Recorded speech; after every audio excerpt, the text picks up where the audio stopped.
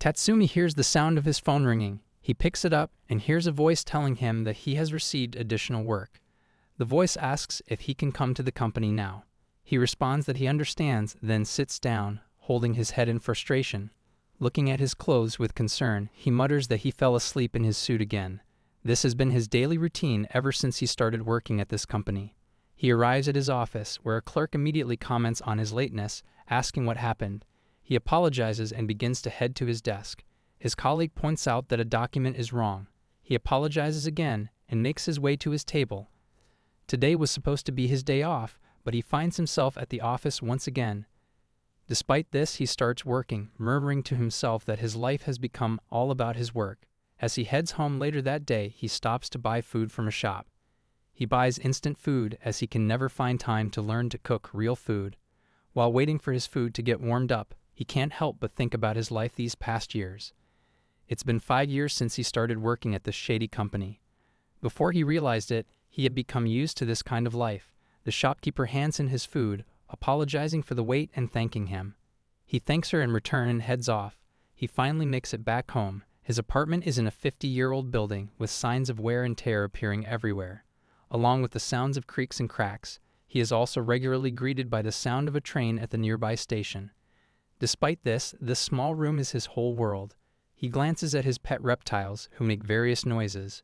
Tatsumi responds, telling them to stop, and reminding them that he already fed them this morning. The reptiles are his only friends. It's because of them that he feels motivated to try his best every day. He opens his laptop and immediately receives a notification that Tokudiyama-san has uploaded a new video. The video shows Tokudiyama introducing a giant gecko living in his house. Tatsumi watches the video and expresses his jealousy, remarking that Tokudiyama is able to make money by making videos about things he likes. He wishes he could do the same, but admits he would never be able to keep a giant gecko in his home since he doesn't have the space or the money to move. He sighs and lies down on his bed, saying that he lives in a different world from people like Tokudiyama. After a while, he gets back up and begins to consider following the instructions in the video to make a walking course for his chameleon. Just as he's about to start, the doorbell rings. When Tatsumi opens the door, he finds a girl standing there. Her eyes are full of life, the exact opposite to him. He is surprised to see someone at this hour. She introduces herself as Kutani, saying that she works at the convenience store that he always visits. She tells him that she lives next door, but this is something he already knew. He has spent many sleepless nights because of all the noise coming from her apartment. Tatsumi introduces himself with the same dead expression. She decides to give him a nickname, telling him that from now on she'll call him Tatsuman. She hands him his phone, explaining that he left it at the store earlier. He apologizes, saying he didn't notice at all. She reassures him, saying it's fine. Since he always buys the same thing, she remembered him. She excitedly asks about his phone wallpaper, wondering what it is. He explains that it's the flag of an island called New Caledonia. The fancy word flies right over her head. He explains that it's a beautiful place. The ocean is especially amazing there. It's said to be the place closest to heaven. As they talk, she notices the rope hanging from his door. She mistakes it for a noose. Terrified, she takes off running, leaving her poor boy confused. He closes the door and reflects on how strange the whole interaction was, but acknowledges that she didn't seem like a bad person. Just as he is about to head back to his room, his phone rings again, and he hears Kutani shouting his name from outside. He opens the door to check, and before he knows it, she grabs his hand and pulls him out of the apartment. Before he can even ask what's going on, she begins to drag him downstairs. She tells him she brought her car around the back. She shows him her car proudly, saying it's her beloved car, Panchan. She forces him into the passenger seat and drives off. As they speed along, he tells her she's driving too fast. He asks where they're going, but she brushes off his concerns, saying it's fun. Plus, she's never crashed before, so he doesn't have to worry. He mutters to himself that his precious day off is disappearing. Being in this strange situation, he can't help but think about how bad his life is. His work never ends, even on holidays, and when he finally got some time off, he finds himself being abducted by a stranger. After driving for a while, she finally stops the car. She tells him they have to walk a little further. He sighs as they get out of the car, thinking to himself that he just wants to go home, but she calls out for him to hurry up as she runs ahead. Suddenly, Tatsumi is hit with a familiar smell. Looking up, he realizes that they are at the beach. Tatsumi is completely taken aback. She brings up their earlier conversation, mentioning that, while this might not compare to New Caledonia, Inoshima's sea is still something you can't throw away. She grabs his arm and takes him closer. Standing on top of the sandy beach at the middle of the night, this is a feeling he had long forgotten. He simply stands there, admiring the great view. As he closes his eyes, he imagines himself in a jungle. As he moves around the thick bushes, he finds a reptile sitting on top of a branch. It's the same reptile he saw on the video earlier. Seeing his tired expression, she comments that it had been a bit of a hassle to get here, but it's been worth it. She mentions that there is a delicious seafood restaurant nearby and suggests that they go. Meanwhile, Tatsumi still finds himself lost in the moment. She tells him to hurry up, bringing him back to reality. Afterwards, they make their way to the seafood restaurant. Looking at the menu, Tatsumi is shocked to see how expensive everything is. On top of that, he didn't bring his wallet because of their unusual departure. She assures him that it's fine. It'll be her treat. Not wanting to burden her, he decides to order the cheapest item on the menu. She asks him if he isn't hungry. She decides to order 2 specials. She explains that this is the reason why she came here, to try out the special. It's the most delicious food she has tasted. Seeing this, Tatsumi realizes something. If he had brought his wallet, he would have never ordered that. It's the practical thing to do. As they get their food, she becomes excited to see it. As they begin eating, her face lights up with happiness. Meanwhile, Tatsumi becomes lost in thought, trying to understand his emotions. Noticing him deep in thought, she asks if he is okay. Seeing her laughing and enjoying herself, he gets a strange feeling in his heart. She tells him that if there is any place he would like to go, she'll take him. And if there is something he would like to eat, she'll take him there as well. Jumping out of her chair, she tells him that he doesn't need to die. This leaves Tatsumi completely puzzled. They go back his apartment. Tatsumi explains what he was doing with the rope, leaving her completely embarrassed. She apologizes, explaining that she has a tendency to make rash decisions. He explains that if she hadn't taken him out, he would have spent the whole weekend in his apartment like usual. He expresses that he is glad she did what she did and thanks her for a good time. This brings back the smile to her face. Their conversation is interrupted by a rustling sound. It's one of the reptiles. As they interact with it, she admits that she finds them to be cute and cool. She suddenly notices one of the reptiles doing something strange with its skin. He explains that reptiles molt regularly. She expresses her amazement, even suggesting he put something like this on YouTube. She shows him how easy it is to edit videos on her phone. She shows his things like adding background music and subtitles. With a gloomy expression, he explains that he doesn't have the time. He is barely taking care of them as it is. He doesn't even have any rare ones, so he doubts anyone will watch his videos. Since he works full-time, he doesn't have the time to go out and collect any of the big ones. She notices he has a Twitter account with a breeding diary but 0 followers. Laughing, she remarks that he isn't trying to communicate with anyone. He responds that it's enough for him to just look at other people's posts, but she just thinks of this as wasted potential. She suggests that it would be more fun to interact with other breeders, but he turns her down, explaining that he has no communication skills.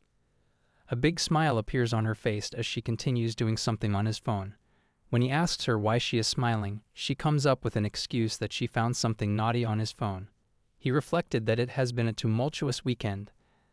The next morning, as his alarm goes off, he wakes up thinking it's time to start another ordinary day. Walking towards the office, he notices it's the same road as always. But this time, he decides to take a different path. While walking, he receives a notification on his phone and finds himself receiving an unexpected number of messages. Surprised, he sees that the messages are from YouTube. When he checks his phone, he realizes that one of his reptile videos has been uploaded. It seems that his life has taken a new, dramatic, and exciting turn.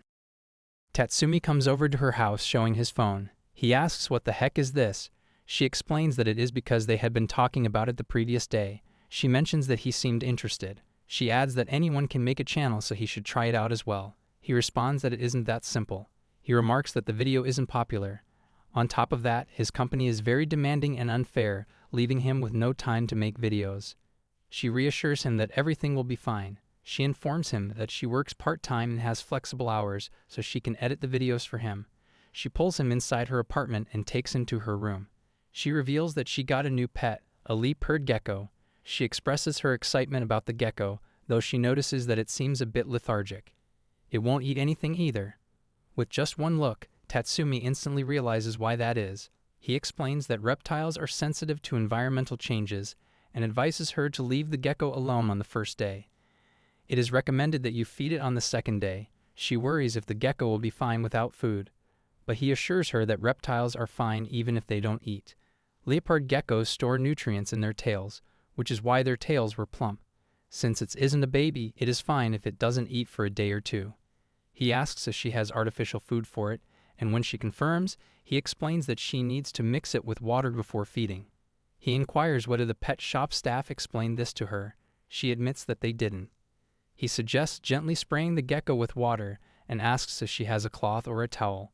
She quickly responds that she does. She expresses how glad she is that he has come over. With an annoyed expression, he tells her that it's not great. He asks her what she would have done if the leopard gecko didn't eat, noting that some reptiles either don't eat much or stop eating as they grow. He points out that just like with the video, she is being too selfish. He reminds her that as the owner, she needs to be more responsible and take better care of the gecko. He scolds her further for getting a pet without the proper knowledge. She thought everything was fine because he is there, but what if that wasn't the case? She confesses that she got a bit carried away and brought the gecko home. She also apologizes for being selfish about the video. Still annoyed with her, he begins to leave, but her next words stop him in his tracks. She tells him that if he weren't here, she never would have known about it. She never would have known how cute reptiles could be. She thanks him for teaching her so much. However, this isn't enough to soothe his anger. He tells her that the gecko looked pitiful before slamming the door. Lying on his bed, he reflects on his words, realizing that he might have said too much. He reacted that way because of his love for reptiles. However, he still can't help but feel guilty for speaking so harshly to a younger girl. He tries to justify himself, telling himself he wasn't wrong, but even so, he knows he should apologize properly. He wonders how to do it since he doesn't have her number, and he doesn't have the courage to do it face to face. Looking at his gecko, he notices it's sleeping. This is the first time he has seen it so relaxed. He instantly begins filming a video, remarking that the gecko has been sleeping for a long time. He made an album, but there are too many similar-looking photos. He browses through his gallery, feeling a wave of nostalgia. The first time he got a reptile, he was constantly discovering something new every day. A smile appears on his face as he recalls how excited he was when he got his first pet. He remembers how nervous he was when he bought the reptile.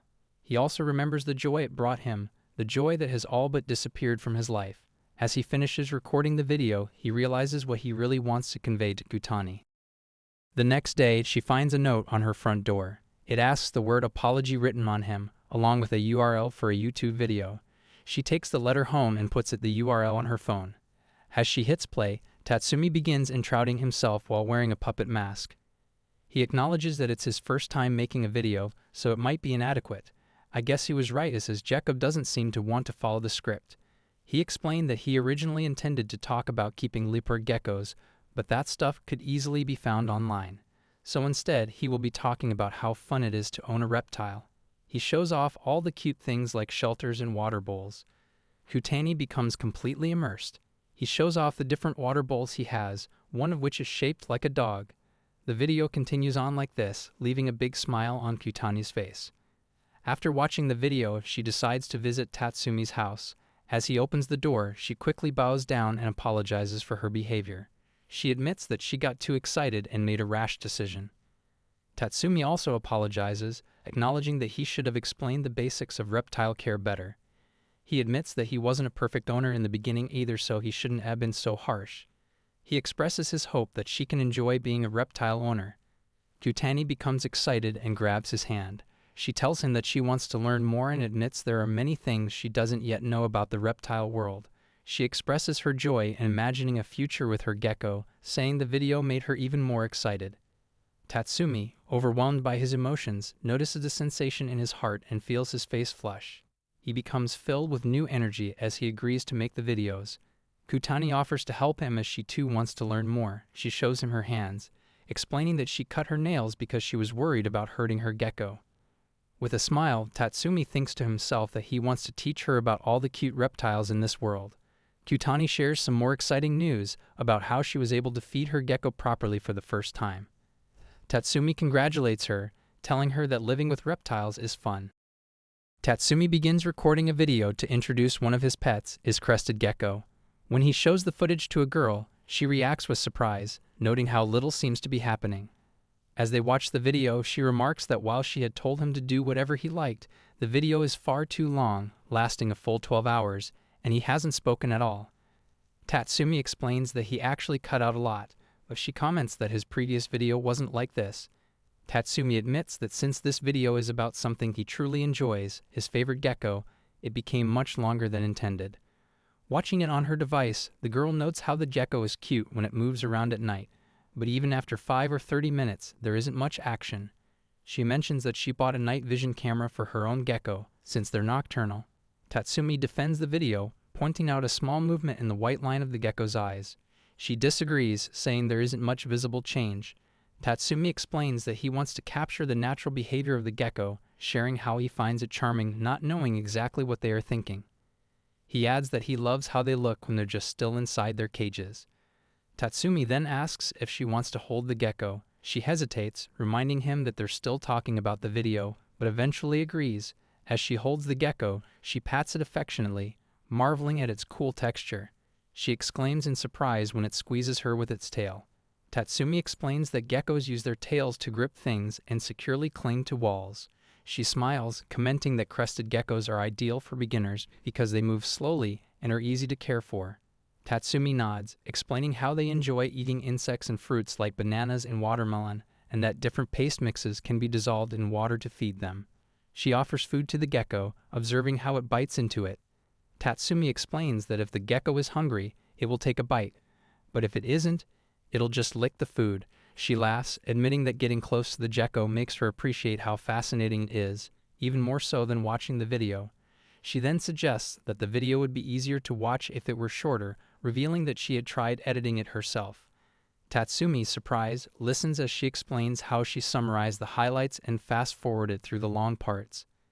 As they watch the edited version together, Tatsumi remarks that the video now feels too polished. She laughs, explaining how she downloaded various editing materials, adding flashy background music and effects. Tatsumi points out that the video has become too extravagant, but she reassures him, promising not to go too far. Soon, they arrive at a new location, where she shows Tatsumi a shop where people select cute items using cards.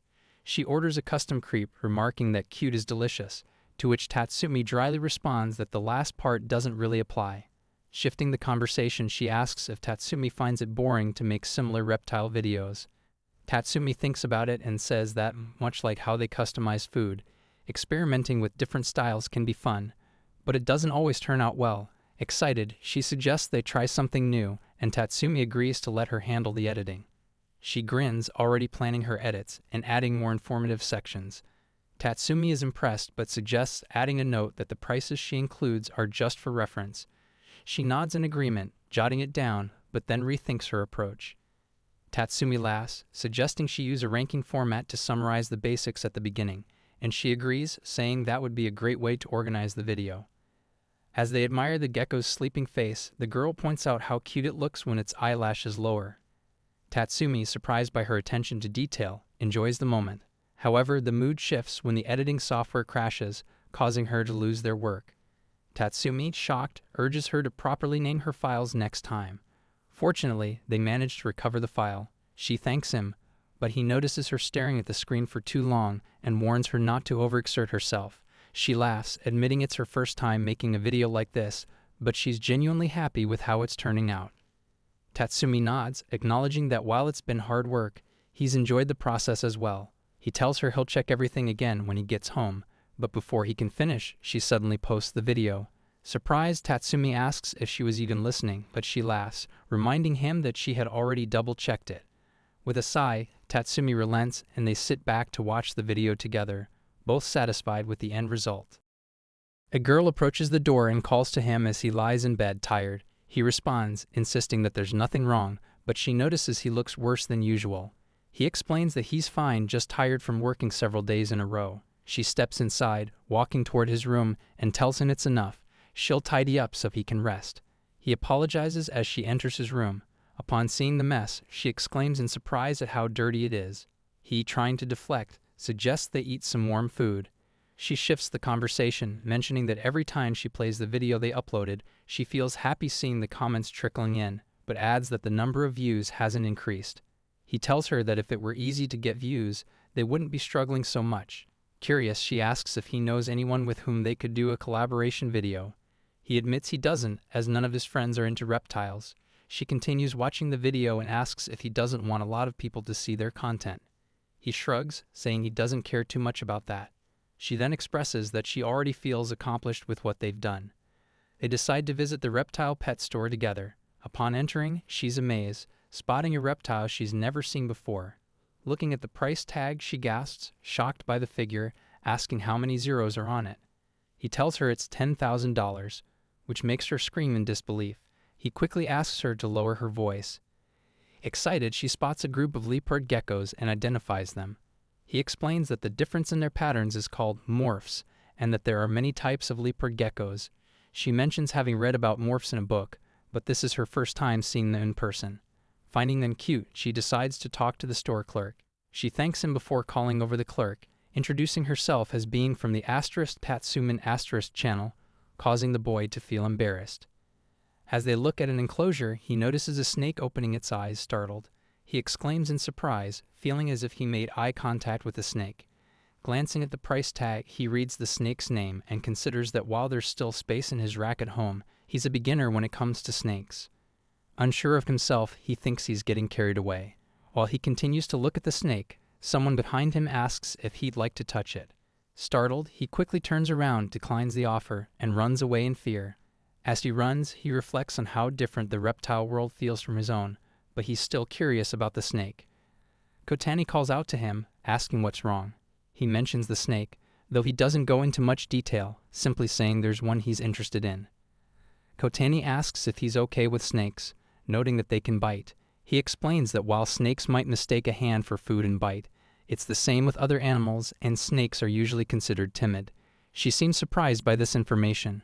He mutters to himself, trying to process his thoughts, and then suddenly realizes he needs to go back. Kotani is taken aback by his abruptness. As he passes by the shopkeeper, coughing, the shopkeeper notices and calls out, wondering why he's staring. He nervously approaches the shopkeeper and asks if he can touch the snake after all, apologizing for running away earlier. She reassures him, remarking that it felt like they had made eye contact. It must have been fate. He chuckles, understanding her sentiment, likening it to knowing when something just feels right, like choosing a pet. The shopkeeper introduces herself as Tsukamata Yuta. Explaining that she's in charge of the snake section, she asks if he's ever touched a snake before. Nervously, he admits he hasn't. She instructs him to pick the snake up from the bottom, just like handling other reptiles. Tentatively, he holds the snake, marveling at how calm and cute it is.